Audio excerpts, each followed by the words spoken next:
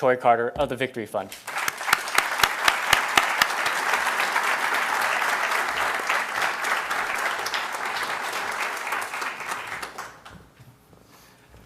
Wow. Speaking of wondering how you got here, I'm incredibly honored to be on this stage. On behalf of the Victory Institute board and staff and the LGBT public officials we serve, I want to say thank you to the Harvey Milk Foundation and the Milk family for asking Victory to be a part of this historic and happy day. Every day that my colleagues and I come into work, we pass a framed picture of Harvey Milk. The same iconic photo you see on this stamp, a generous gift from the photographer, Dan Nicoletta. That photo energizes our team, and it reminds us of Harvey's call. We have to elect gay people, he said, so that we have hope for a better world and a better tomorrow. Unlike some other revolutionaries, Harvey's was not a call to arms. It was a call to public service. A call to be visible where too many of us are not. A call to be brave in the face of hatred and anger. A call to be ourselves, always and everywhere. 37 years after he was first elected, that call is being answered by LGBT people around the world. Harvey was just the 5th openly gay or lesbian candidate elected to office in the United States. Since then, thousands have been elected, and today more than 1,000 lesbian, gay, bisexual, and transgender public officials are serving at all levels of government in America, from school boards to the United States Senate,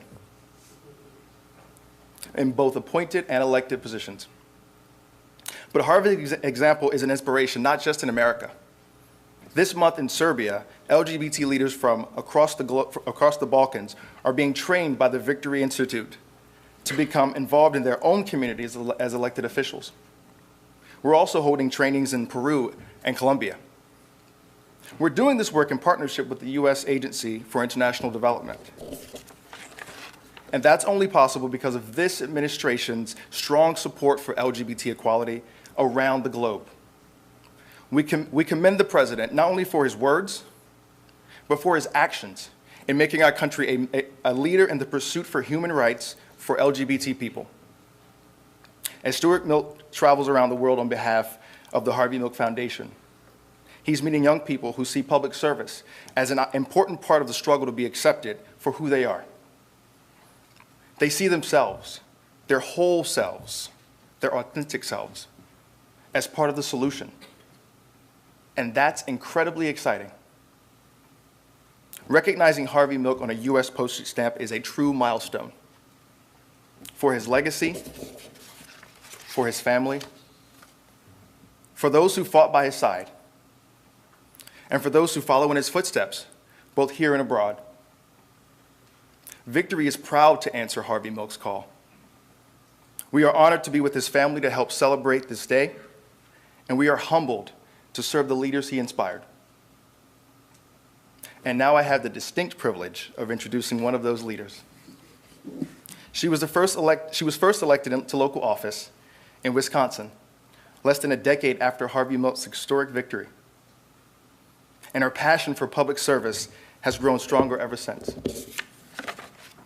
As a county supervisor, then a state legislator, she distinguished herself by speaking out on behalf of people whose voices were not being heard.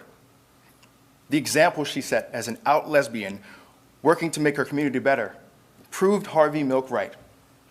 We can change hearts and minds when we bring our entire selves to the work we do, when we serve openly and honestly, and when we confront fear with authenticity.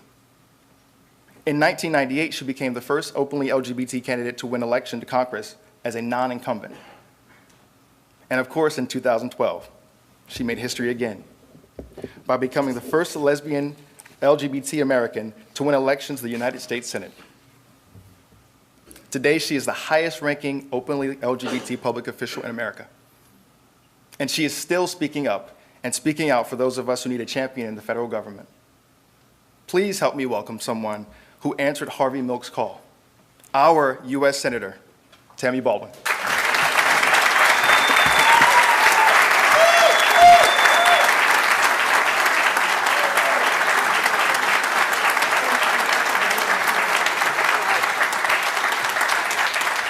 Thank you. So I